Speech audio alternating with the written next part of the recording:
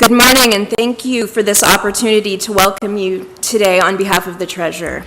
My name is Jacqueline Horvat, and I'm the chair of the Law Society's Technology Task Force.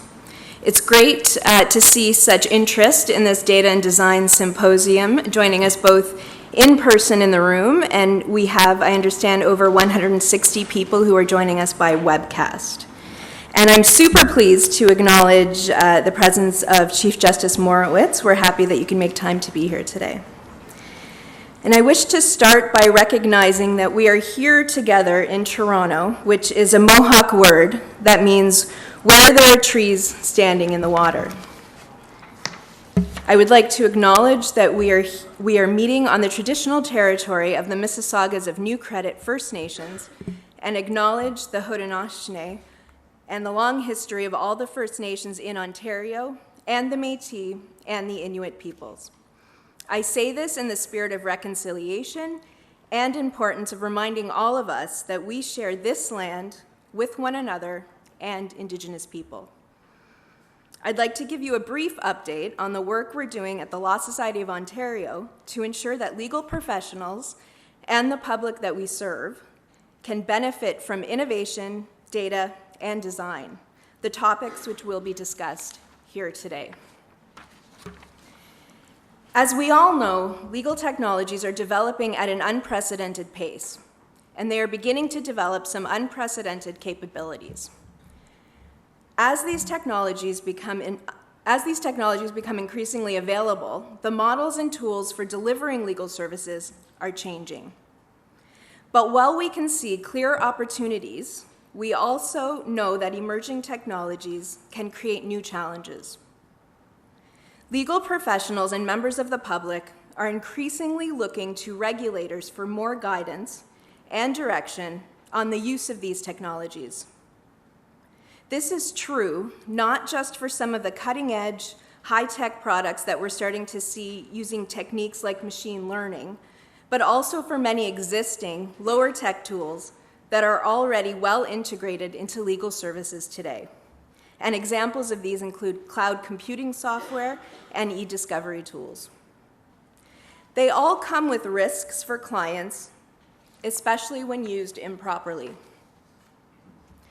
Recognizing the interest from the professions and the public, last year the Treasurer created the Technology Task Force, which I mentioned I am chair of. Over the past year, our task force has been busy educating ourselves on these issues.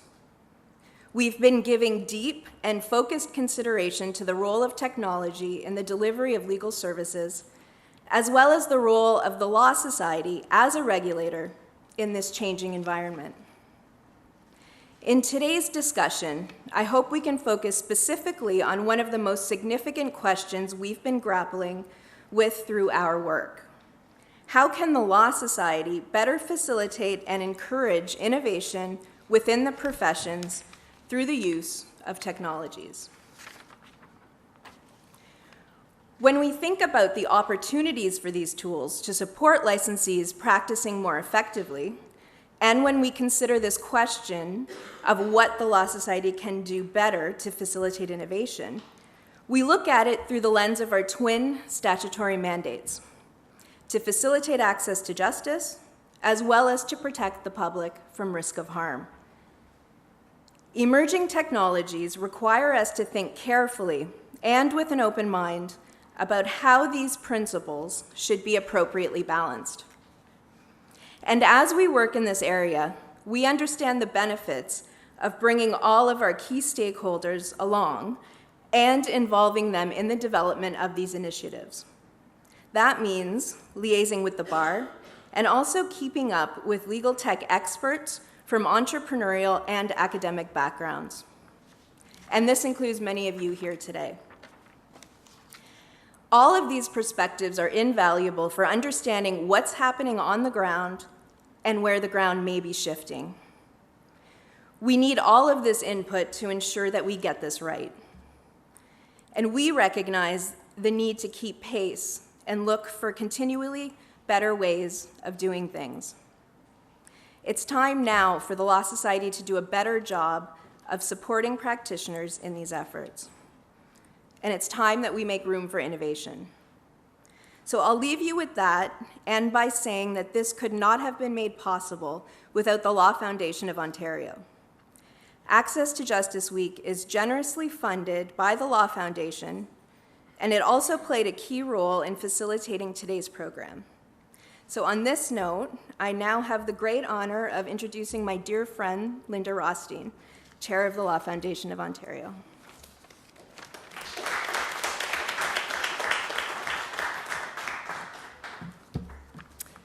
Thanks, Jacqueline. Good morning, everyone, and welcome. Bonjour. Merci de vous joindre à nous aujourd'hui. Regional Senior Justice Morowitz is with us, so I would have normally started by saying, Your Honor. I don't know if there are any other judges here, but we're very grateful to have you here. So at the Law Foundation, through granting and collaboration, we invest in knowledge and services that help people understand the law and use it to improve their lives. Our vision is putting people at the heart of justice, and that vision informs the grants that we make to nonprofits to support access to justice. Some of you in the room will remember this. Perhaps Your Honor will. The Law Society Act created the LFO in 1974. I'd like to say before I was born or went to university, but none of that would be true. And since that time, the Law Foundation of Ontario has contributed, I love this part, over $1 billion to supporting access to justice. I have to say we're very excited about today. This morning we will be looking at some novel approaches in justice and technology. In the afternoon we will be advancing the conversation on leveraging data in the justice sector. No small feat. The Foundation, like many of you, recognizes that there are real gaps in data and metrics in the justice system and real barriers to sharing the information that we do have. The justice system has lagged behind in an empirical understanding of what it does, how it works, the difference it makes to people, and whether we can do it better.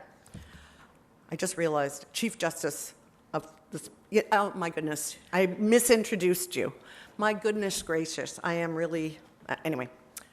The Chief Justice of Ontario is with us. For this reason, the Foundation made grants, you can really blow it at my age, man, can make grants to support empirical research which addresses large questions such as how does the public perceive the civil justice system, how do different types of legal interventions such as public legal education, summary advice, representation affect those outcomes, how does the justice system consider racism when sentencing Black offenders, how to evaluate innovative approaches to delivering justice services in areas such as dispute resolution, online resources, high conflict family child welfare disputes, medical legal partnerships, and services for Indigenous communities, just to name a few.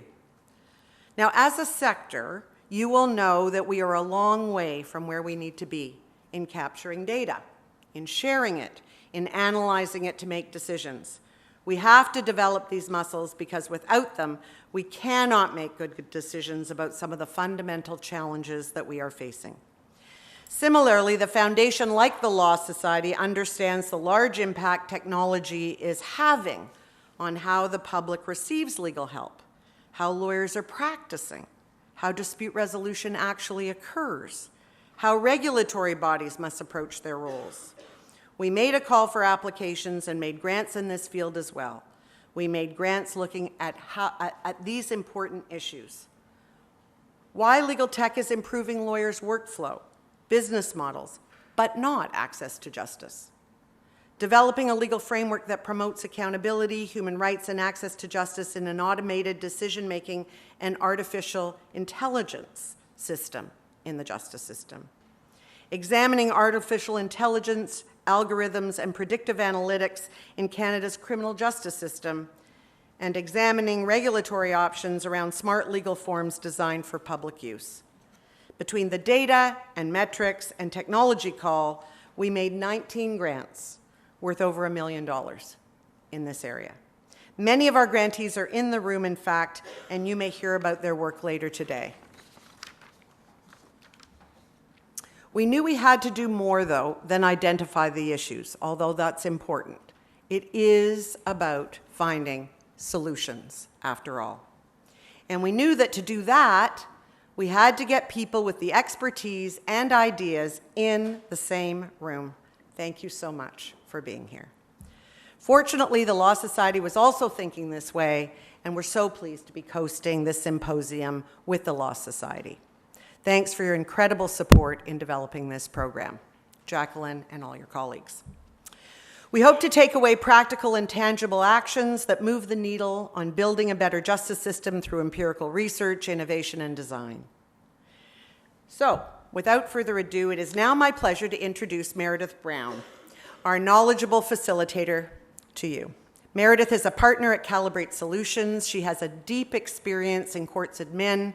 She served as chief legal counsel to 3 deputy attorney generals. Most recently, she was the executive director of MAG's Innovation Office, working creatively with judicial, private sector, and community representatives. I can't think of anyone better to get us started to lead today's conversation, and I'd like to invite you to take over from now. Thanks very much.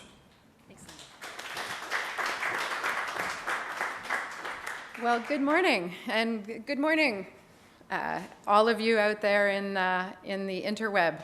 I am really excited, and it's a real pleasure to be here and to spend today with you. I want to start by saying yes to everything that both Jacqueline and Linda just said about the case.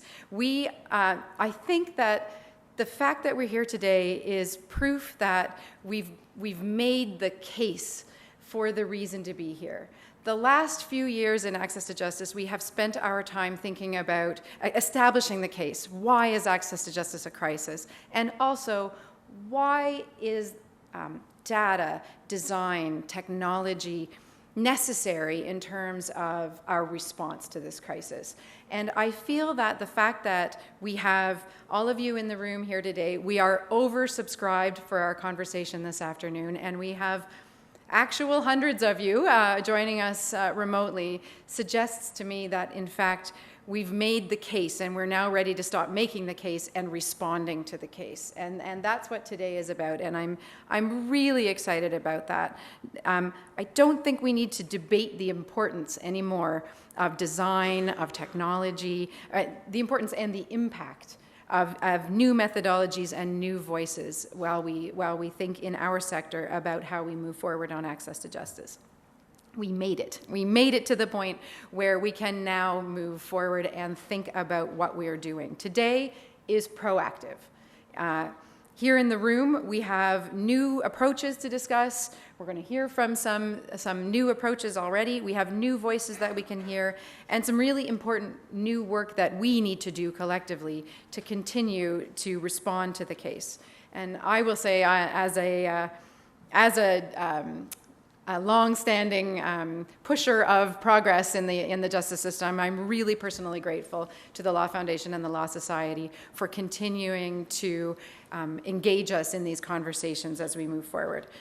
I want to just give you a quick sense of who you are in the room and joining us remotely, because I think that's important for us to know when we think about having made the case. We have excellent representation here and online from the traditional justice sector, the bar, the regulator, the Law Foundation, the Law Commission, the Academy, the courts, the levels of government are here. More than one level of government is here, legal aid. So it's wonderful to know that we're all inside the sector coming together to talk about concepts that used to be sort of foreign to us. But also, critically, we have other voices. We have responded to the call that says we need new methodologies, new voices, disparate perspectives in the room. And we have here in the room today legal tech entrepreneurs, innovators, educators, people representing diverse communities and people representing diverse needs, and people who don't come from the justice sector at all. So thank you to all of you and welcome to all of you, and I welcome you into this discussion. I hope that when we break after this session, you'll take a moment to meet each other and to find out who you're sitting next to as we go along. I'm going to push right into our morning session. Our goal for this morning is, as Linda said, to advance our conversation on building our system through innovation and through design. we have the opportunity here to do two things, I think, this morning. First of all, to expand our collective knowledge on the three initiatives that our panel are going to talk to us about. We're going to learn something from the people who we have to talk to, but also talk collectively about the lessons that we learn when we're thinking about design, when we're thinking about tech, when we're thinking about new methodologies. So I think we can learn from content, and we can learn from the experience of how we continue to build and to move forward. So we have an esteemed panel of great friends that I'm extremely pleased to be able to introduce to you today. Julie Matthews, known to everyone, I feel. For the past 20 years, Julie has served as the Executive Director of CLEO, Community Legal Education Ontario, which is an independent public legal education and information organization. She has led CLEO, and you'll hear more from her in just a minute, in carrying out a range of innovative initiatives, including the Steps to Justice and Justice Pas à Pas legal information websites, both of which evolved through justice sector collaborations, and CLEO's Family Law Guided Pathways, which is an online tool that we'll hear a little bit more about, I think, from Julie. Next to Julie, we have Suzanne Stein. Suzanne is an associate professor of innovation and works in the graduate programs of the Digital Futures program and the Strategic Foresight and Innovation program at OCAD-U. And she is also the director of the Superordinary Laboratory, which is one of my favorite expressions. So she joins us as one of the new and different voices in the room that we're excited to hear from. In her work, she works on complex problem solving and thinks about the future. Nye Thomas is sitting next to Suzanne. He's the Executive Director of the Law Commission of Ontario. He's been doing justice policy in Ontario for well over 20 years, including on inquiries and with legal aid. And we discovered this morning that we have a joint affection for rescue dogs. Shaggy, undetermined rescue dogs. So each panelist is going to give us a short presentation about the work and their experience, and then we'll dive into questions. And of course, I have lots of questions, but I think more importantly, I hope you have lots of questions. And so I encourage you here in the room and remotely, I'll be able to see when you ask a question, to get right into asking the kinds of questions you want to hear from and get our conversation started. So, Nye, I believe you're first. Julie. I think I'm first. Julie is first. Yes. Julie is first. And I don't know why I'm first, but I'm happy to be first. I'm talking about evaluation today. That's sort of the focus of my comments, on sort of looking at the evaluation end of the data design and evaluation. So I am not just speaking about one initiative that CLEO's involved in. I'll be touching on 4, and I'm not sure which ones will speak to you, which ones you're most interested in, but I would encourage you to, come and speak with me afterwards or contact me afterwards if there's more information you'd like to find out. So firstly, I want to repeat the thanks to the Law Society and the Action Group on Access to Justice for sponsoring this week, and for the Law Foundation for particularly sponsoring today's event and inviting me to participate. I think I've been impressed by the sort of interest in this topic and very glad to see it. So in my experience, The green button. Yeah, the green button. Okay. Yeah. So as I said, my remarks will speak about sort of the evaluation end of the data and design spectrum, but in our experience at CLEO, evaluation is really not an end, it's an ongoing process. It involves a continual loop, setting goals based on evidence or a seed of evidence, taking a stab at a pilot or trial, assessing what's working and what's not, and making adjustments or trying something else. And then we're back again at the beginning of the loop. So today I hope to give you some examples of learning loop in practice, focusing on some technology-based initiatives on which we collect data at CLEO and from which we learn as we collect. And so, I started off when I was thinking about these remarks, how do we define data? And I started looking it up because we collect so much information, feedback, qualitative. I'm kind of just doing what we think of as data, sort of the more quantitative, statistics mostly here, and some feedback that you somehow can quantify. So in the first part, I will be looking at the Steps to Justice website that Meredith mentioned. And in the second part, I will look at a deeper part of evaluation and some research we're doing with the University of Ottawa as well as with McGill University. Okay. So just a quick word on sort of our approach to evaluation. And I say this because I've often been put off by the requirement to do evaluation because it sounds really big and onerous and, really let's get on with our work. But I do find, and I think people at my office find, that collecting information about almost any aspect of our work, thumbs up or down on an app or a website, asking users whether they can relate to what they find on their website, whether they find it easy to navigate, or even whether they can find the answer to what they're looking for, which is kind of actually not too easy to assess. All of that is really helpful to find out, both macro, micro, basic metrics that sometimes are sort of like, that's not really disruptive and transformative. Well, you know what? It's really useful in informing our work and learning from it. So it's worth taking the time. And as you know, and I'll just say briefly, and this is just, I think this way sort of I just don't like to leap into it. It's important to conduct any evaluation in the context of goals and targets. So whenever we think about getting feedback, I always ask the questions. When we hear back from users, what are we going to do with what we hear? Are there some improvements that it will lead to? I mean, there's so many questions we'd like to ask, but honestly, we can't do anything with what we find out. So we do try and make sure we're only collecting information that we're prepared to do something about. And I kind of distinguish this approach from what we sometimes call funder-pleasing evaluations, which we're called upon to do from time to time, where we paint a glowing picture and make sure all the feedback we've gotten support that glowing pictures. Some of our funders don't look for that, but we find that that's not what we really learn from. The best evaluations, in fact, talk about the mistakes we've made and what we've learned from them. And I'm skeptical of any evaluation that is too glowing, because really, if you're trying something new, you probably made some mistakes. And finally, a lot of the literature on evaluation talks about collecting data from those who actually use a tool or resource or are in the middle of a legal problem in our context. And sure, if you can, do that. But we also find that sort of proxy, close enough information is also useful. So if you can't, if it's not, for whatever reason, a good idea, and there's many reasons not to be talking to people in the midst of a legal problem journey, there are other ways at getting at this by having, by recruiting participants that have similar characteristics to your intended audience and giving them hypothetical scenarios. And I will be saying more about that in a moment. Okay. Hello. Okay. So, steps to justice. Meredith mentioned it. I don't know if people here are familiar with Steps to Justice, but I will.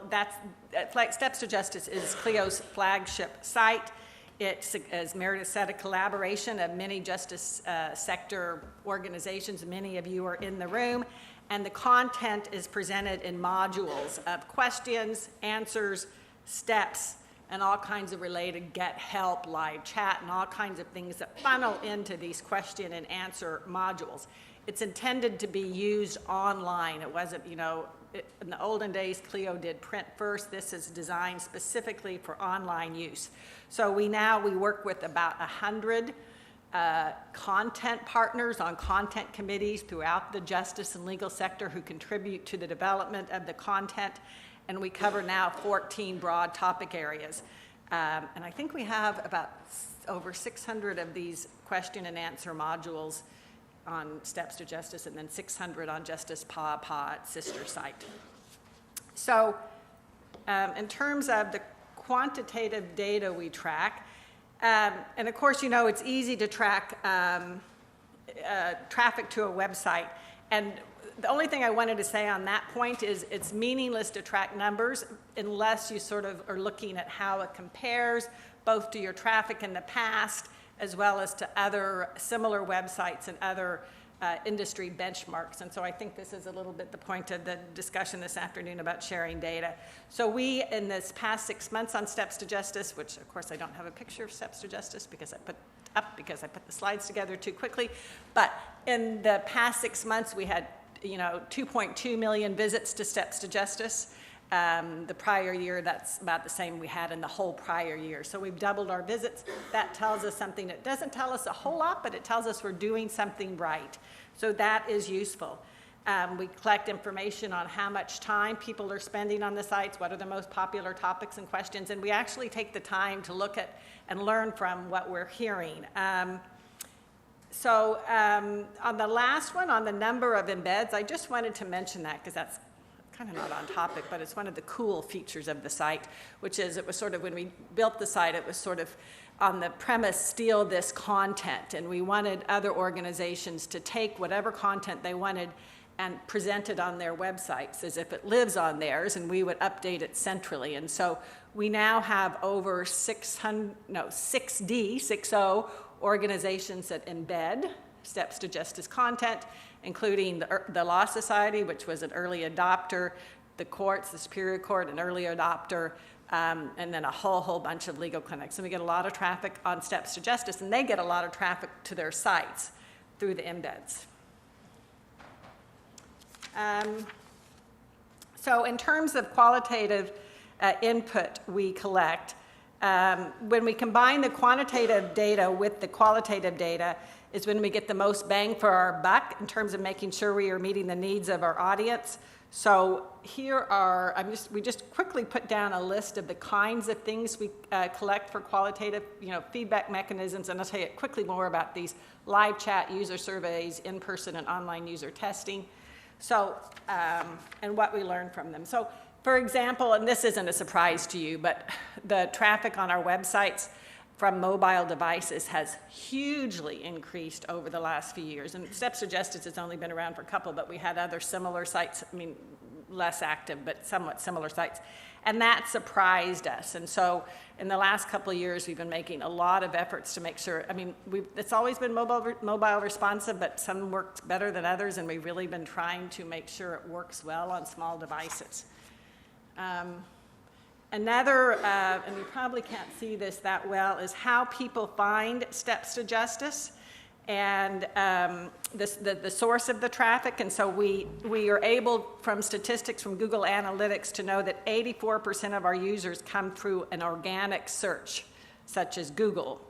And that's the case now compared to about 56% in our first year.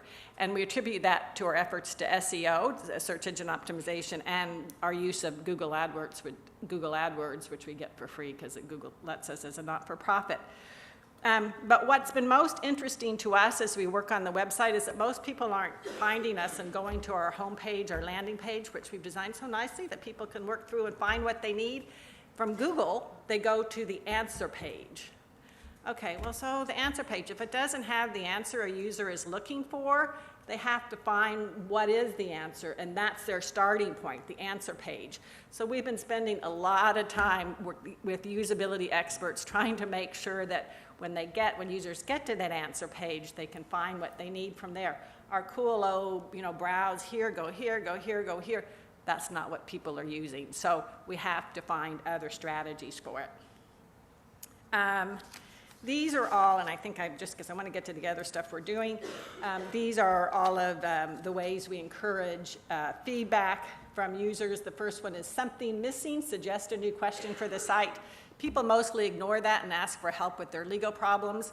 In fact, almost all of our feedback mechanisms end up being people asking for help with their legal, and they get long legal problems. We say, no, we can't really help you with the specifics of your legal problem. We can point you to information. Doesn't matter. They have a really life-affecting legal problem, and that's what they need help on. So we have, was this information helpful? Contact us. We get a lot of information through that. So we have a bunch of different ways, and we do look at it, and we respond to it. And I'll touch on that in a moment. We have a pop-up survey, a 4-question pop-up survey that we ask people how they found the site, how they use it, did they find it acceptable, blah, blah, blah. We do that intermittently. We try not to make it too annoying, so we don't have it on the site all the time, but we do use it occasionally. That we look at pretty carefully. And then we do online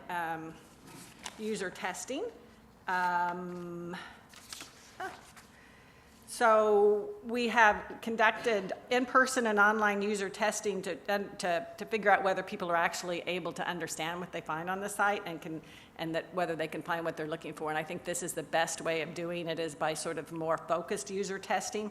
So we developed legal problem scenarios and asked participants to use the website to find answers. And it's really cool because you can you get a video of the person's screen as they click through the site, and you can hear, I don't know if you've done this before, and you can hear them talking about how they are going, oh, I'm looking here, but darn it, I can't find that, so I'm going here. So it's basically a video of their journey, and you do that with a number of different users and hypothetical scenarios. It tells you a whole lot, and you can change your site in response. And that's what we've done. So now, how much more time do we have? 3, 4 minutes? Okay. Or 5 maybe? What's that? Okay, so now I am going to talk about some of the deeper, our efforts at CLIO to dig deeper into the effectiveness of our work. So 3 years ago, CLIO partnered with the Ministry of Attorney General to develop guided pathways to family court forms. And so what the guided pathways do is help users to complete court forms and understand the court process by taking them through a series of questions. Essentially, it makes form completion easier for users. So each question is asked in an easy to understand way, and the tool collects users' responses in order to populate all the forms that, and often there's several forms for a single transaction that you're engaging in the court process, and so it generates them all. The forms can be saved and printed, and in some cases e-filed, and the guided pathways generate instructions, tip sheets based on whatever the answers are by the user to the questions. We integrate plain language information to explain all the complicated legal terms that are in the form so people can actually understand what they're being asked. We do other things, like we make sure that people are not taken off the site to find other pieces of information. Everything's linked and embedded on the site. So if they're looking for the court location or things like that, the information is right there on the guided pathway. So what we didn't realize when we've been doing all this work to reduce complexity is there is I don't know if you call it a science, but there's an area of work, a field of practice that looks at this. It's called the functional literacy approach. So we were excited earlier this year to embark on a research project with University of Ottawa and Western Ontario to assess and make improvements using a rating tool instrument developed by Professor Amy Salazan and Jackie Burkell for reducing form complexity. And they called it, and it's a task analysis approach based on the concepts of functional literacy. So they quantitatively assess task complexity using sort of a standardized analytic system. So this has provided us with a rating system and shared vocabulary for evaluating and detailing our work. So this is a little bit of the information behind, what we're doing here with the evaluating, sort of the things that make information requests complex. And there's so much behind each one of these slides in terms of the tasks analysis that's happening. But readability type of information, finding information, it's all assessed. And then there's a number of users who are going through hypothetical scenarios, and they're being evaluated for how well they are completing the tasks using this analytical framework. So again, it's pretty interesting. She just had Amy Salazan just produced her second study about 3 months ago. It came out looking at sort of form complexity and using a functional literacy approach. And now we're looking sort of specifically, she's using guided pathways to further her research and to have that practical tool. So moving on from that, we are also studying how we can evaluate the overall impact of our work, and particularly the work I was just talking about, our online interactive work, where we're engaging with users and users are answering questions. So again, funded by the Law Foundation, we're conducting a study with Cyber Justice, the International Cyber Justice that's being run out of University of Montreal, looking at an evaluation model for our online interactive interview work. And on this one, let me see it. Yeah. So on this one, we are using a framework proposed by the Florida Justice Technology Center, looking at sort of how we can build the processes and tools necessary for measurement. So this is what the Florida Justice Technology suggests. They suggest that you sort of set goals, define, measure, improve based on a number of factors. And it goes all the way from sort of let me see, the next slide says it better, sort of what you might think of as the basic metrics: number targeted, able to use it, found it, with, for family guided pathways, and then really getting to some of the really harder questions like took substantive action, had positive outcome. So they have a whole system, they have a whole, they're coming up with definitions and examples of what each of these look like, and we're sort of relying a lot and working with them to figure out how this might translate into a useful model for our guided pathways. And so as you saw here, so a lot of it is, number target, a lot of it, as I said, were basic metrics, and then at the end you get to the positive outcome. And so I just wanted to talk about outcomes because, about 1 minute? Okay, I'll be fast at the end. So what does a good outcome look like, and according to whom? This is the kind of question, even though I spent a lot of time on the earlier stuff, we spend a lot of time thinking about this and how, who really cares about a lot of the earlier stuff? Is it making a difference? Is our work making a difference to people have better access to justice? So on the Florida Institute of Technology, they really look at outcomes. They define outcomes this way, and they have longer definitions of what each of these entails.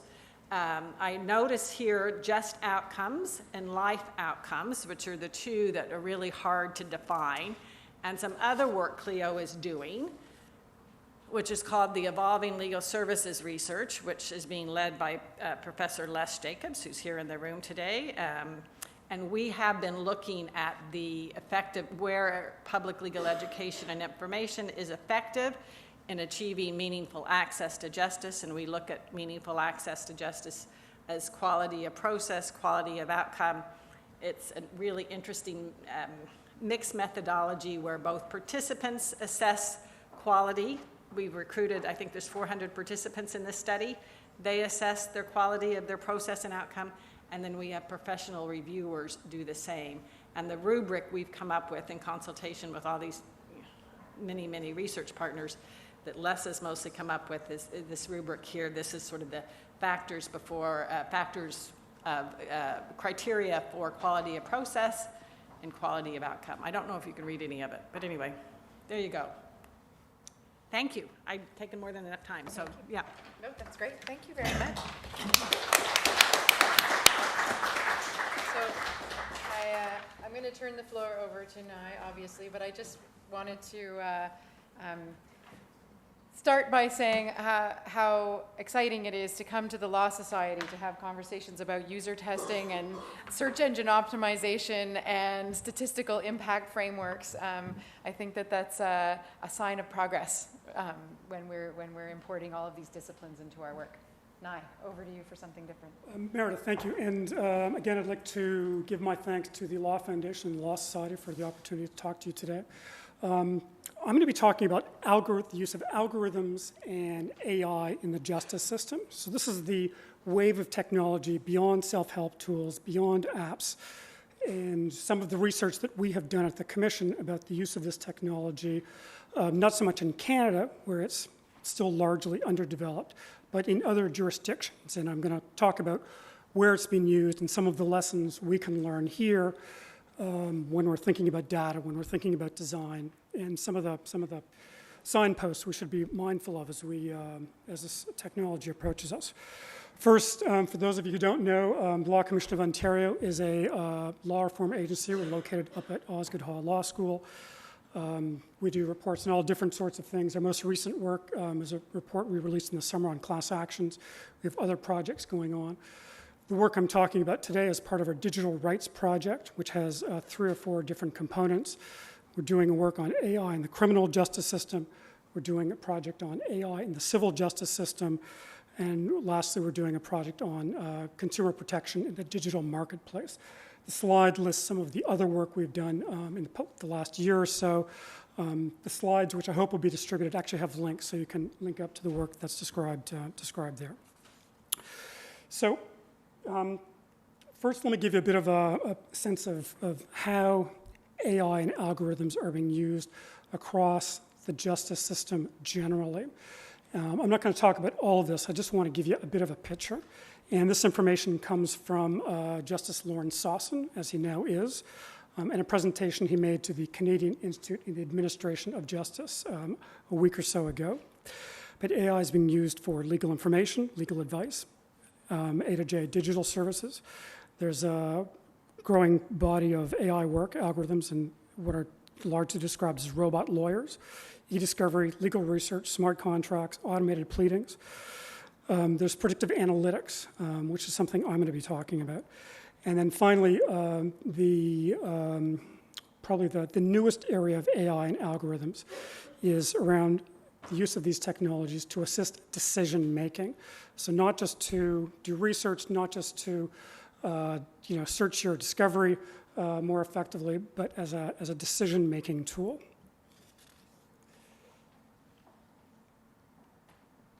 So first point I want to make is that in this context, as a decision-making tool, AI and algorithms are already being used widely across Anglo-American jurisdictions and European jurisdictions as well. And some of the ways it's being used, if I can kind of generalize, one is as an investigative tool. So government agencies, government ministries using AI as a tool to investigate fraud, as a tool to make decisions around benefits entitlements, around teacher evaluations, a whole series of things internally. So to support investigative and internal decision-making tools. That's one body of technology. Second body of technology is used to help decision makers, courts, tribunals, to aid their decisions when these issues are litigated. Some of the examples, and I stress again that most of these examples are from the States or from the UK, a lot of European examples as well, but they've been used widely in areas that we would consider to be areas of basic entitlements, basic rights. So in the civil realm, administrative realm, you have AI being used variously in child welfare matters to determine government benefits, fraud detection, as I mentioned, public health matters, education decisions, national security, and in Canada it's being used for immigration and visitor determinations by the federal government. That said, the area across, the Anglo-American world where the technology is being used most extensively is in the criminal justice system. And some of the notable examples where it's being used are in the area of surveillance, including facial recognition, investigations. There is something called predictive policing, which you may have heard about, which are AI tools, algorithmic tools, which purport to identify either likely perpetrators of crime or locations for where crimes might occur. That's called predictive policing. It's being used to assist in decisions regarding bail and sentencing, and I'm going to speak about that. And then finally, on the back end, it's being used extensively in several jurisdictions to support corrections in terms of inmate classifications and parole decisions. So I'm going to talk about algorithms, AI, and bail, because this is it's a good case study. It's probably the area where the technology is used most extensively, particularly in the United States. And just to give you a sense of how widely it's used, there are estimates that approximately 1/4 of the American population now lives in a jurisdiction where this technology is used to support bail decisions, and it's actually growing for various reasons. So it's being used widely and has been for a number of years. And it's a good example because it brings into relief a lot of the issues around data, due process, disclosure that confront us irrespective of whether we're talking about criminal justice or civil justice or any other potential application. So I'm going to talk about bail a bit because I think it's a helpful way to learn about some of the issues that arise. So the technology in question is called risk assessments or pretrial risk assessments. Essentially what they are is they are algorithmic tools that predict the likelihood that in the bail context, someone is going to either miss their court date or commit a crime before trial. It tends to be generically described as recidivism. That's not quite technically accurate, but that's what they're described as doing, is predicting recidivism. And what they do is they apply a weighted list of risk factors against a historic set of data, typically arrest data or sometimes conviction data, and they make a prediction about whether or not an individual accused is likely to fail to appear or to commit another crime before trial. And then that score, that prediction, is then used by a judge with other factors to decide whether or not that individual should be granted bail, should be released, or whether there should be conditions, whatever.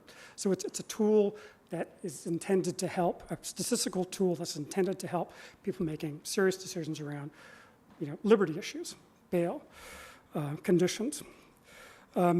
As I say, the growth of this technology in the States has been exponential. And you may think it's because of, entrepreneurial tech companies. You may think it's because of governments supporting, wanting to cut costs. That's part of it. That's certainly part of it. But the prime motivator is actually something quite different, which is that risk assessments were seen to be fundamental and necessary tools to support bail reform in the United States. Bail in the US, as you may know, is largely a system of money bail. We don't have it in Canada, so that's why we don't have bail bondsmen here. But essentially in the United States, one of the ways you get bail is by posting a bond. And it's a wealth-based system, which creates all kinds of discriminatory impacts, African Americans, many others. It's a wealth-based system. Criminal justice reform is premised on moving away from money bail towards a risk-based system. And these algorithmic risk assessment tools were seen as one of the fundamental building blocks for moving towards this new risk-based system. They've been controversial. When these tools were first introduced 5, 6, 7 years ago, there was widespread support for them because people wanted to get rid of money bail. So irrespective of whether you were a community advocate, you were a public defender, you were a prosecutor, you were a judge, there was wide support for these tools because they were seen to be evidence-based, transparent, empirical tools to help move the system away from money bail. That was the initial reaction. So it was widespread support. As people have had more experience with them, however, a lot of questions have been raised, a lot of criticisms have been raised, and in fact, a lot of the original supporters of the technology now say they shouldn't be used at all, or they offer qualified support in limited circumstances. I thought it would be helpful to show you what one of these tools looks like, or what one of these reports looks like. This is, you may not be able to see it. I can describe it if you can't see the details. This is a risk report, a public safety report from something called the PSA. It's called the Public Safety Assessment. This is probably the most widespread, most commonly used risk assessment tool in bail in the United States.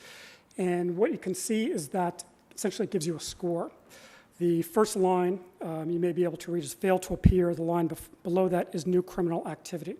Again, the two primary branches of a bail test, and what the tool does is it applies the algorithm to the data, and there are certain risk factors, and it makes a prediction. You come up with a risk score. In this case, it's a 1 to 6 score, and in this case, the person has a fail to appear score of 4, a new criminal activity score of 4, could be 1, could be 6. Some tools talk about high, medium, and low risk. Other tools talk about percentage risk, 20%, 30%, whatever the case may be. I'm using this example because the PSA is probably the most sophisticated and transparent of these tools.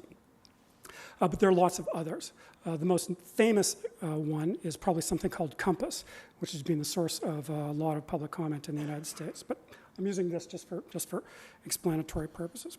So you can see this would be the report that would be generated. It would go to the court, and there would be a discussion within the court at the bail hearing about what this means. So through our research and kind of applying some of the lessons we've learned to the Canadian context, looking at both civil and criminal justice systems and the use of algorithms and AI. The Commission has come up with a list, kind of a non-exclusive list of 4 or 5 issues that we think people should be mindful of as these technologies are considered or discussed in Canada. And these are consistent with the nature of the day. These are about design and disclosure, design and data issues. And I'm just going to run through them. And of course, I'll be happy to answer any questions about them later on. First question, very basic one, disclosure. Many of these systems haven't been disclosed, and in fact, the use of these systems by government agencies has been revealed through freedom of information requests, through litigation, through press reports. So the first basic question, it's a fundamental one, is a system being used to aid some kind of a decision? That's just the basic question. There are more complicated questions below that. What is disclosed? What is the definition if we say, you have to disclose an algorithmic system? What does that mean? How broad is that definition? Is it an Excel spreadsheet, or is it something more sophisticated than that? What has to be disclosed beyond that? Is it just the data?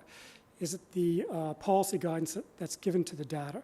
Is it the source code? I mean, there are a number of different levels of disclosure, all of which are potentially very important to understand how the systems work. Another issue, which has arisen in the United States, which is why people talk about procurement of these systems so much. Oddly, they talk about procurement of AI systems so much, is because there is a difference in the disclosure between a privately procured system and a publicly developed system. The PSA system that I talked about was developed by a nonprofit, and much of their developmental work, their data, is in fact publicly disclosed. This alternative system, this Compass system I talked about, developed by a private company, and there has been litigation about disclosing some of the source code, disclosing some of the policy guidance given to the tool.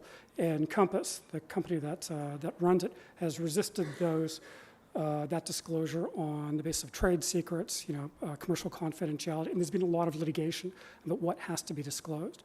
So as a result of this, when people talk about the development of AI systems, they talk an inordinate amount around procurement rules, and if these systems are procured privately, what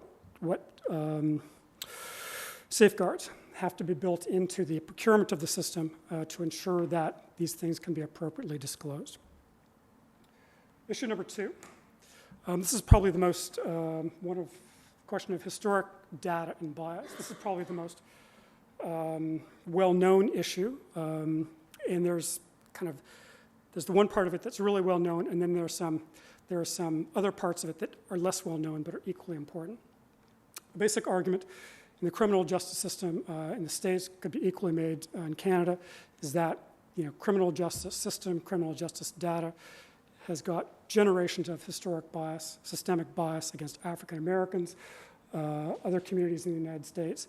And the basic argument is that if you're building a system that is based upon this data, if the data is inherently discriminatory, it means that the outcome from any system are inevitably discriminatory. This is the bias in, bias out argument. It's actually a little more sophisticated than that, but that's in a nutshell. That's the historic bias argument.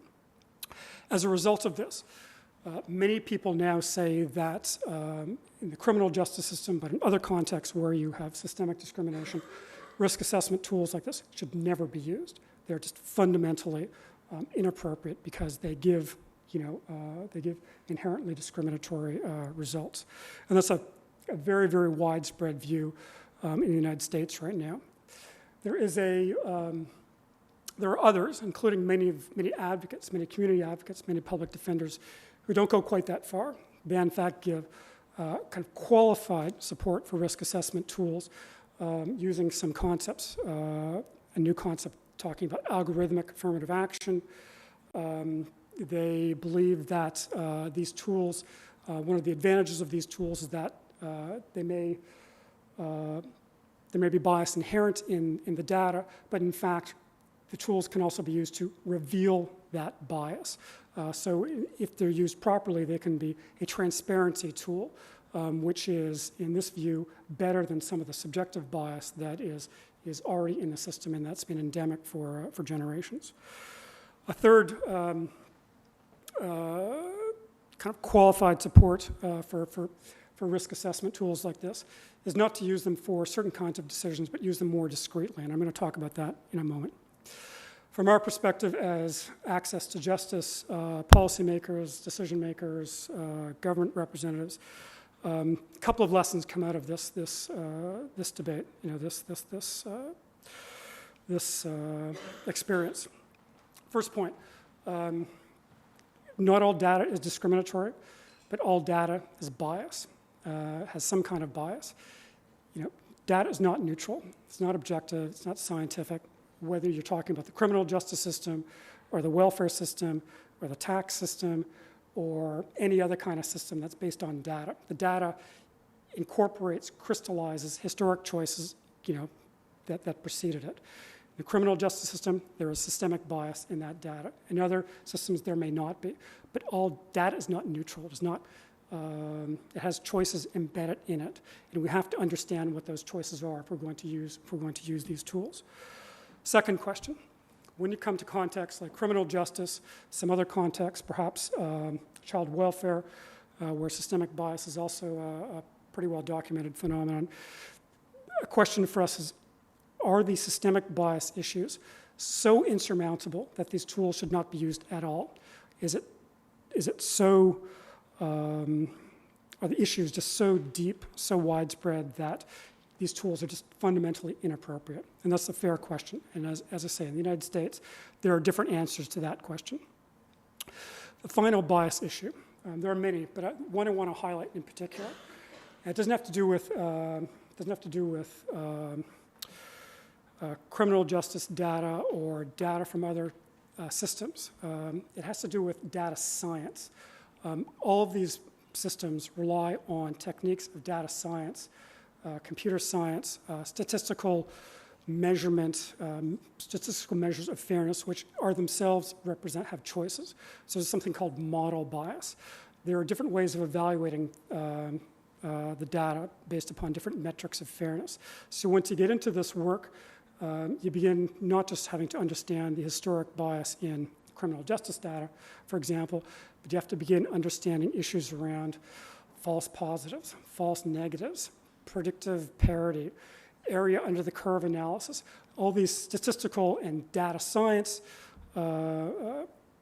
policies and attributes that affect the outcome of these tools. It's not just about the law. It's not just about the data that may be in the criminal justice system or any other particular system. There's data science issues we have to address as well. 2 minutes, yikes. Okay, I'm going to take a long 2 minutes. Issue number 3, understanding the predictions. So you saw the report that I showed you. In a simple word, how the hell are we supposed to interpret that? There's, I think, a perception that those of us in the justice system, we're kind of deer in the headlights when confronted with statistics.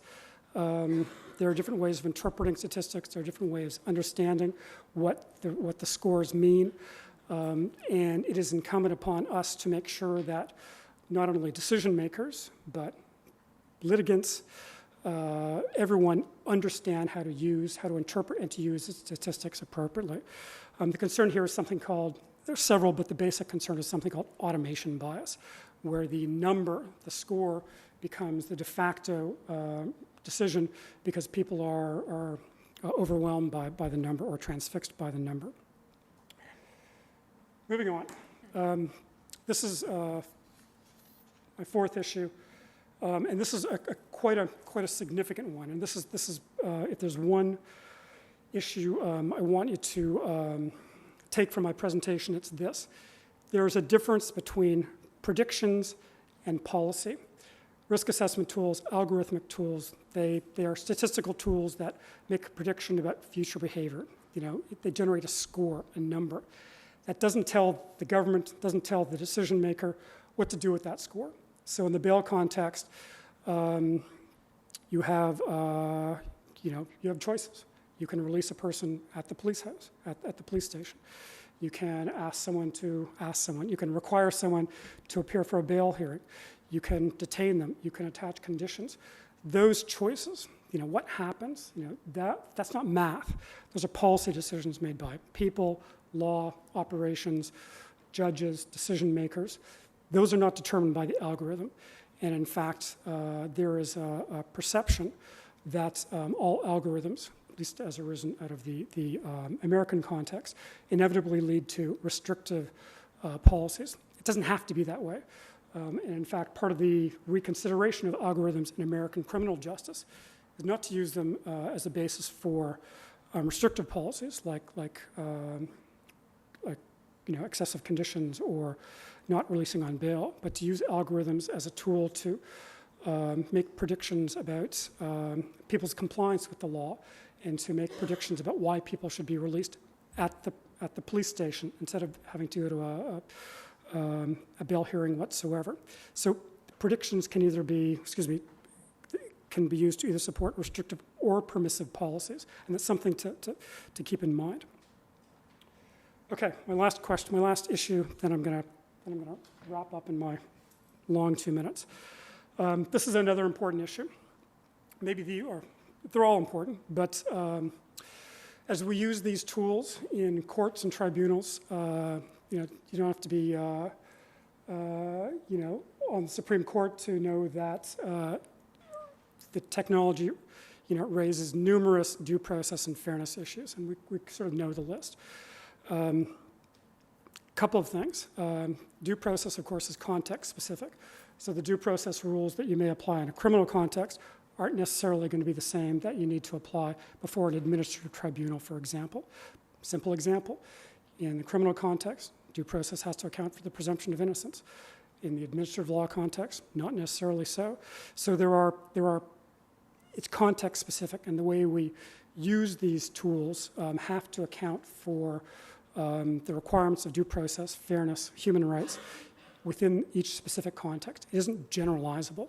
You often hear about ethical AI or ethically aligned AI, and these are sometimes touted as answers to the due process question, answers to the human rights question. Take it from me, they're not. You have to think about these things specifically in the specific context of courts and tribunals, specific rules. This has proven to be the most vexing challenge in terms of the implementation of these things. Often what's happened in the States and some other jurisdictions is that these tools have been introduced and then people think about the due process stuff later, so it ends up in litigation. Better practice, in my view, is to think about how statutes, how case management rules, practice directions, whatever the case may be, should be adapted prior or concurrent to the introduction of these tools so that we're mindful of the important due process protections that we have to account for. Okay, some things to think about. And this has been kind of a whirlwind tour. I'll give you my kind of final thoughts. First, I think those of us in the justice system in Ontario really have to think of algorithms and AI as the next wave of access to justice. Access to justice scholars typically talk about waves of access to justice, and they use this wave metaphor to suggest something new and transformative. I think this is it. We're on the cusp of this kind of transformation. And as a result, I think we're all going to have to learn a whole new set of skills. We have to learn new technologies. We have to learn way more about data science than we had in the past. There are litigation skills many of us are going to have to learn. There is an emerging community of practice in the States around litigating AI that is not the same as litigating non-AI. And people are beginning to learn about how to raise evidential issues, learn about how to raise constitutional issues in the context of AI. That is a skill that, as this technology comes to Canada, we're all going to have to learn. A further point is that in addition to learning new skills, when we talk about these technologies, we have to talk to a whole new set of stakeholders. I've done justice system policy for a long time now. I, like everyone else in the room, can name the typical people you check off when you do your consultations. We need to talk to new folks. We need to talk to technologists. We need to talk to people in the emerging digital rights community in Canada, who heretofore haven't been involved in a lot of the access to justice discussions in Canada or in Ontario. Those folks spend a lot of time talking about surveillance, spend a lot of time talking about privacy, smart cities, things like that. They haven't talked about access to justice as we have traditionally defined it in Ontario. But we have to broaden our conversation to involve these folks. Two final thoughts. We need to think, as the technology comes, emphasize, we need to think both defensively and opportunistically.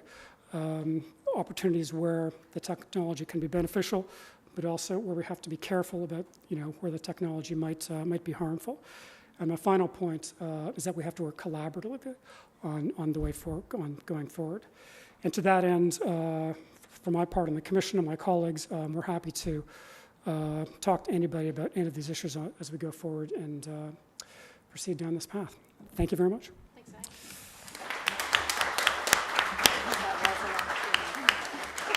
Okay, so in the spirit of what Nye just said, let's talk to new people.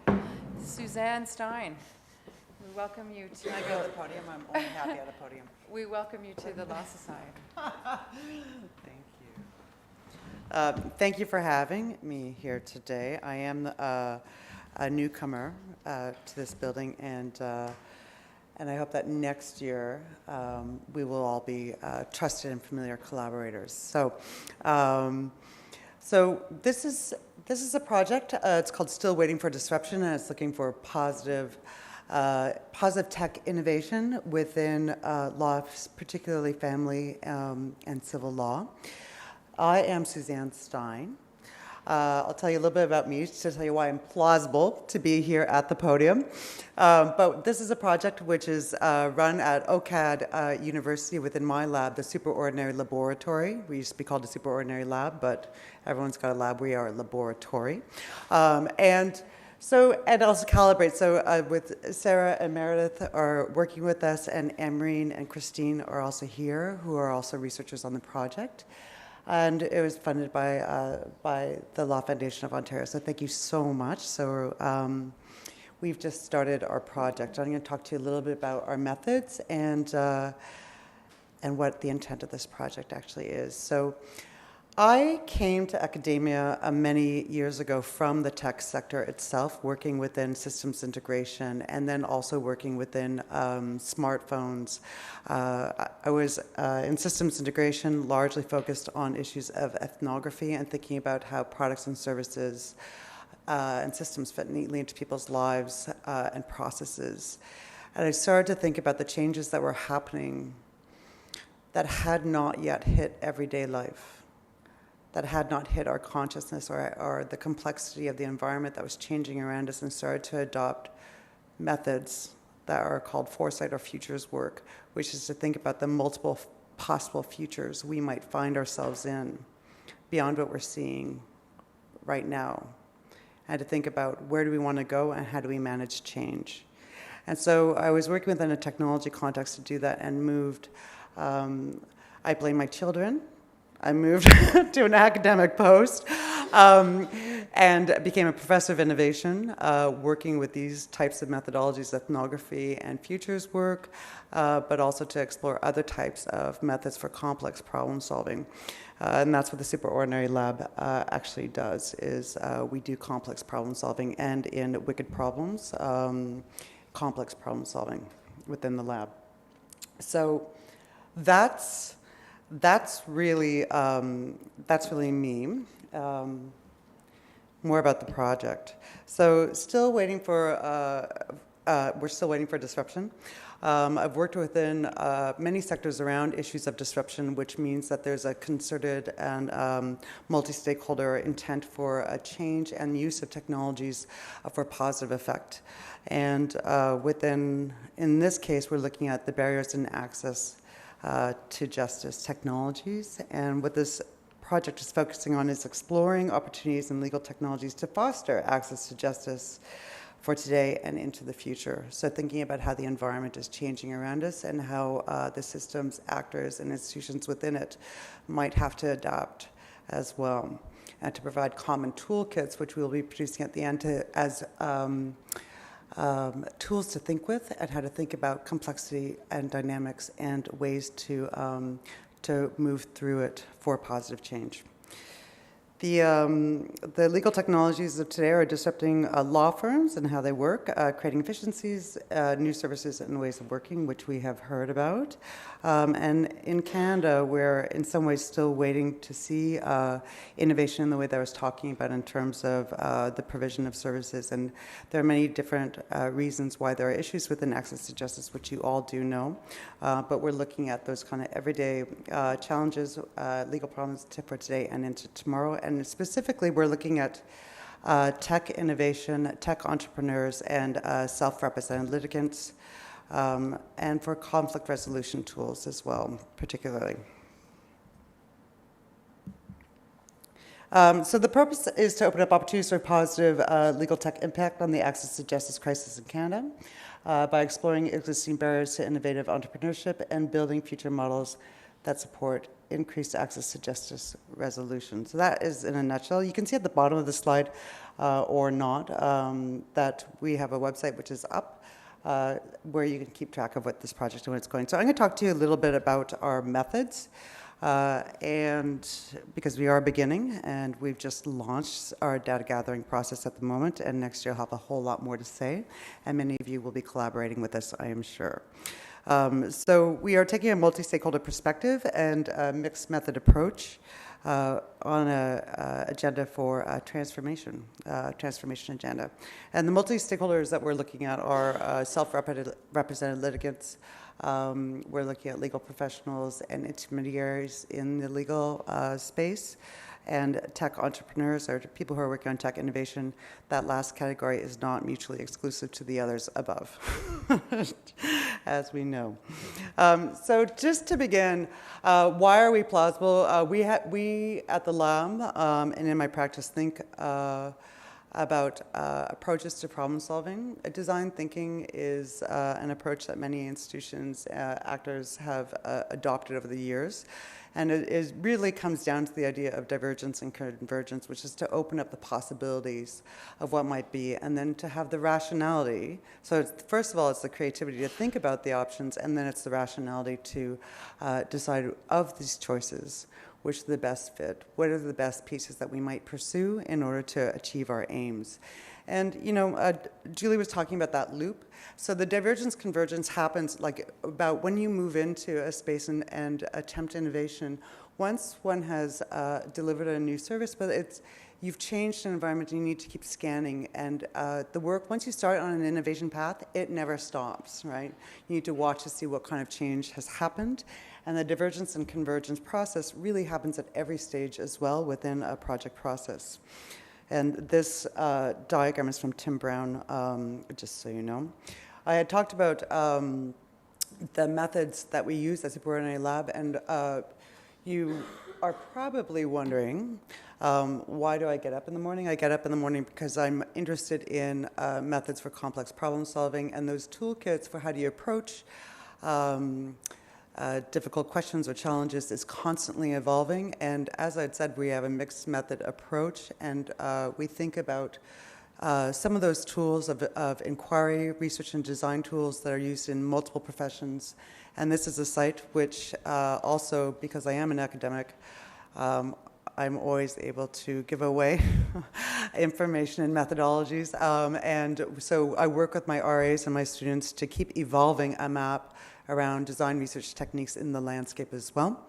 So you can also be watching this for complex problem methods. So I get up in the morning to keep thinking about what are other approaches to dealing with problems that we have yet to solve. And increasingly we talk about the inability to solve anything categorically, but how to intervene in a positive manner. And that brings me to this issue of the wicked problem. So this is a grid. These are the global goals of the Sustainable Development Goals by the UN. I worked, have worked and continue to work with the UN and the Task Force on IT to think about best practices internationally and the uses of technologies that cohere to really the complexity of the 16 goals. Access to justice would fit within the 16th dimension here. But the lab and myself have worked through many of the Sustainable Development Goals. A wicked problem is something which has no definitive parameters, multiple actors within it, complex ecosystem, and no one solution will solve the issue itself, and it's a continuously moving target. One can also say, and we think increasingly within design, that every design challenge or every challenge is itself in some way wicked, right? So to add to some complexity, this is the cone of plausibility, and it's one that we're going to be, I saw a smile. Are you aware of the cone of plausibility, or you just think that's funny? It's funny. The cone of plausibility is actually, there are a lot of P's involved in the description of this diagram. So it's good that there's a space here as I start describing it. But the cone of plausibility is really, when I talked about multiple possible futures, what we're talking about is between now and between future states, the possibilities of what might happen keep broadening, right? And the possibilities of what kind of scenario we might find ourselves in the future will keep broadening, and that there's something called the probable future, which is the future that we believe we are headed towards, and oftentimes it's latent, or we aren't aware of the fact that we have an idea of what the future is, but it's usually the future we're designing for, right? And it's usually the future that we assume will be coming about. We had already talked about cloud services, and if you think about, just as an example, we might think that our probable future might be one where most things are in the cloud. In our work, we tend to think about, over the long term, what might be the threats to that, right? That maybe cloud services may be, in the future, very difficult because of bandwidth this year, or because of a two-tiered internet, or for other issues, or even something like scarcity of water coming up and the need to cool servers, issues of threats of privacy and security. There are many reasons to think or to rethink whether or not our assumptions about what the future will hold should be rethought, or should we be ready for alternative possible futures. There are other future scenarios that can equally emerge, potentially, and the further out you are in the cone, it's the further out, just to describe what this is showing, the further out you are in the cone from the probable is demonstrating the further away from our assumptions about what the future will hold is that scenario itself. At the bottom here, you can see a purple piece, which is called the Preferable Future.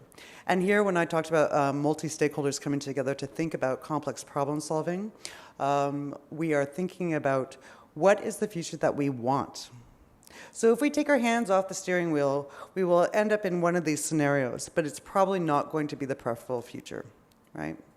And the preferable future needs to be visualized, needs to be articulated, and many organizations and actors need to come together in order to figure out what the vision for that is, and to think about how might we get there collectively and as individual institutions as well.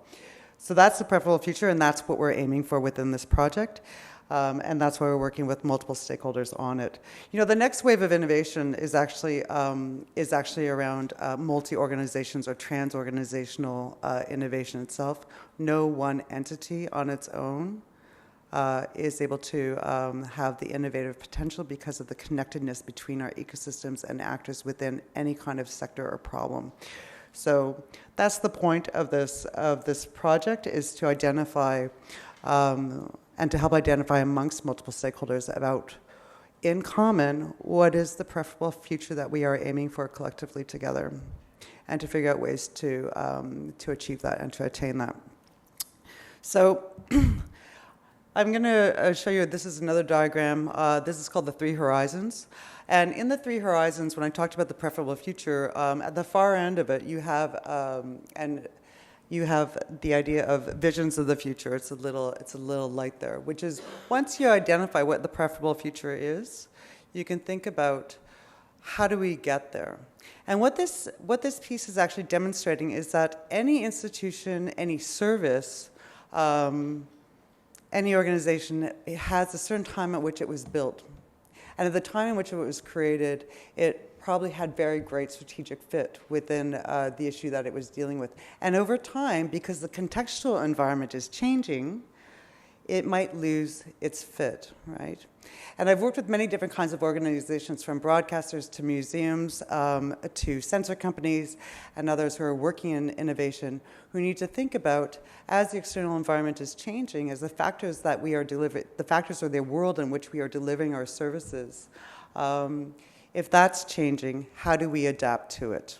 So the strategic fit may decline over time. And what you have at the intersection is, in this space in the middle, is what we're trying to demonstrate is that over time, a vision might emerge that might require new choices, new collaborations, new services. And in the middle is the confusing triangle of choice, where you're dealing with a legacy system and its logic, right? And you're also dealing with a vision of the future that might include new technologies. And we also know that technologies change faster than our social institutions. It's very hard to make choices. There are dilemmas there. The triangle of choice there is the confusing zone that we are eternally in, right?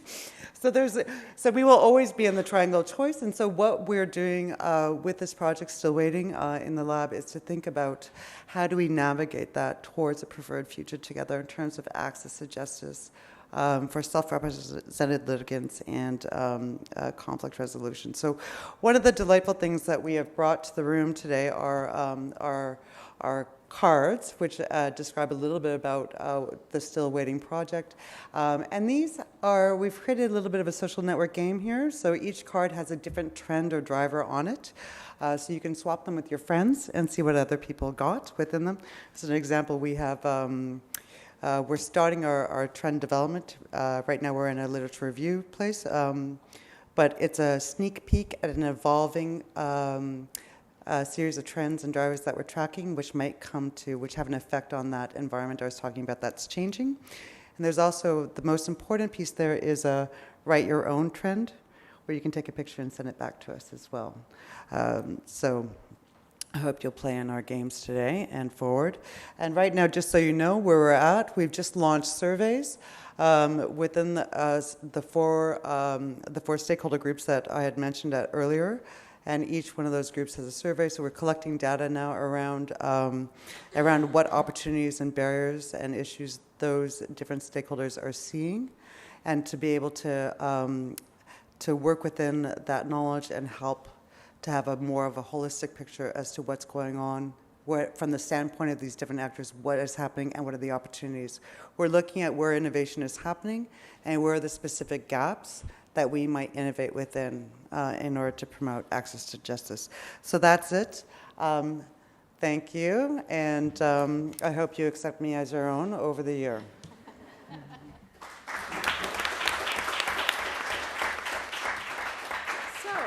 We have only a limited time left for questions. I didn't cut anyone off, even you, Nye, because I felt that you had a lot to say and a lot to share with the room. But we do have about 6 minutes left for questions, and so I'm not going to ask them. Does anybody have a question they want to? Yes, go ahead. We need the mic not for ourselves, but so for the people on the web to be able to hear. I'm Les Jacobs. I'm the Vice President of Research and Innovation at Ontario Tech University, but most of you know me here because I'm on leave from York, where I hold the Tier 1 Research Chair in Human Rights and Access to Justice. One thing I didn't hear that maybe is important to highlight when we're talking about data and challenges in the justice system are sort of two dimensions which we haven't been great about dealing with. One is that as data becomes more important, data standards become more important. And as a sector, not only are we maybe not been great about using data, but we've actually not been great about actually establishing data standards. And that's a very important dimension of the sector going forward. The second is more of an academic-y point, which I would probably put down as data science. It is data science. But when we're talking about AI, and what's undeniable that increasingly we're seeing reliance on AI, lots of other sectors understand what that means in terms of data. that in the justice sector we see very little discussion. Specifically, for almost anybody in the room, when you did a stats course as an undergraduate, you had a prof who highlighted this is all about correlation. AI is not about correlation. AI is about causal inference. So in other words, it's making a causal claim about what the data is showing and what are causal outcomes. And that's why when the slip between kind of talking about predictive points, it's really a claim about causal claims. And the fields in the social sciences where most of us have heard a bit of that is, for example, in econometrics and the use of instrumental variables and causal claims in those contexts. But it's very important to realize that there's a mindset shift that a lot of people in the justice sector have not kind of really, if there's a disruptive feature of AI, it's actually thinking that it's a claim about causal inference. And most of us are still in a correlational relationship when we look at socioeconomic data or whatever other risk data, so on. And at the center of making AI algorithms work is to realizing that they are causal. And the dispute in data science is not whether they're causal, it's rather what is the causal model, which is an important point. So on your first point, for sure, is a good segue to our afternoon discussion around what we need to think about with respect to data. Nai, I don't know if you wanted to follow up at all. We're down to 3 minutes. Other questions, other comments that people want to raise in the room? I'm not pressuring you because there's 3 minutes. There are 3 full minutes. Okay, then I have a question from Pamela. Julie. Regarding the Steps to Justice website, as you track the questions and tools people use, have you gotten a better idea of where access to justice is needed, or other areas of law, areas of issue or challenge? Like, what are we learning from your stats? Yeah, so we do track the number of page views of particular answer pages, and so we track that very carefully in all. I think family, employment, and housing are the 3 biggest general areas, but then we track the question and answer modules within them as well. And then that was the reason we put the suggest a question, so that if we didn't have, so that we'd find out what we weren't answering. The biggest help on this front, I'll try to be fast, is our live chat that I mentioned, because people, so they do the live chat, and we actually have had, staff wasn't all that, they weren't, okay, I shouldn't say this, I might be listening, weren't all that keen on having, at the beginning, they were staffing the line, and there were all kinds of questions that came up that we really had not addressed in the content. And so we've added, I think the latest was rent evictions. So people, and there are trends when people are on live chat in terms of what questions they're asking. So that, for example, has been very informative. It's a little bit richer, deeper than just the stats. Mm-hmm. I have another question for the panel. It's probably not you, but it might be you, but it's definitely, I think, the other 2 of you. And Emmanuel, I'm going to paraphrase your question a little bit. Emmanuel is interested in your views on open source software, whether or not that's something that, Nai, I don't know if that's something you came across, but certainly I know, Suzanne, you also probably have views. And Emmanuel raises the sort of the dilemma between the values of open source software and the fact that they don't really collect any data as we go along. Yeah, there have been, as part of the regulation of AI and algorithmic technologies, there have been proposals to require the code used in these systems to be made public, to be disclosed publicly. And this kind of presaged a debate about whether or not people can game the system. And I think there are various views about whether or not that's true or not. I just don't know. What I think the prevailing view is that irrespective of whether the code is disclosed publicly or not, that's actually not the most important thing to disclose. There are other things you should disclose above and beyond that. The policy guidance that's given to the system, the nature and extent of the databases that are used to train the system, the weighting of these various factors. Those are the more salient things that have to be disclosed beyond the actual code itself. I mean, the code can be millions of lines of code, and it's accessible to that many people. It's this other stuff that I think is at least from a due process perspective, from a legal perspective, probably the more important stuff. Suze, I don't know if you wanted to weigh in on that. I think the only thing I would say about that is open source as a driver of change is again, when I talked about multiple possible futures, which way is this going it's a critical uncertainty in terms of innovation and development. So on the one hand, the idea of proprietary software and a locked-in mechanism where people are walled or gated within systems is on the one hand, and on the other hand is the democratization and the rapid build potential of innovation services for open source and the democratization for people to play with it, and there are issues on either side of that and severe implications. And so when we talk about, that's one of the critical uncertainties within a tech innovation space, one of the classic drivers of change that needs to be tracked over time in terms of what are the issues, whether or not we go to open source or not, right? So we'll be talking about SHOP, about that further as well. Yeah. Thanks for the question. I know that it is my job to have a hard stop at noon, and it's 12:02, so we're reasonably close to that. I want to say a big thank you to the panelists that we've had. I want to say I feel energized. For those of you who are joining us this afternoon, we have a lot to talk about. As Les sort of pointed out, we've just started to think a little bit about some of the realities of data, so we've had some good food for thought this morning. For those of you on the web, I say thank you and goodbye. For those of you in the room who did not register for this afternoon, but we're thinking you might sneak in, sorry. We were way oversubscribed, and we have a waiting list for the afternoon, which I think is incredible and tells us exactly how many people want to get in on a discussion about data and data sharing and data standards in our sector.